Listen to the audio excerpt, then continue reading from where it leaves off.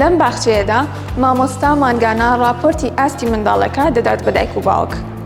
لە ڕوانگەی سایکۆلۆجیستی بەناوبانگی ئەمریکی بنیامین بڵومەوە 80 توانای زیرەکی منداڵ لە تەمەنی 8 ساڵیدا تەواو دەبێت و توانای فێربوون لە قۆناغی پێش قوتابخانە بە شێوەیەکی زۆر خێرا گەشە دەکات. لەم ڕووەوە زۆر گرنگە منداڵ پێش چوونە قوتابخانە زۆرترین چالاکی پەروەردەی و کۆمەڵایەتی لەگەڵدا ئەنجام بدرێت. هەروەها دیاردەکانی وەک بەشداریکردنی منداڵ لە چالاکیە کۆمەڵایەتیەکان و دروستکردنی پەیوەندی کۆمەڵایەتی لەم ماوەیەدا گەشە دەکات.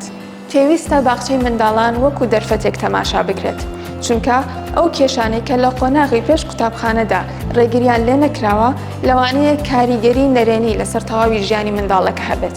لە باخچەی منداڵانی یونایتد ساینس مانگانە مامۆستا راپۆرتێکی گشتگیر لەسەر 3 تەوەری گرنگی جیاوازی وەک ئەکادمی، پەروەردەیی و کارامەییەکان دەبەخشێت بە دایک و باوک و پێکەوە کار لەسەر بەرەوپێشچوونی منداڵەکە دەکەن.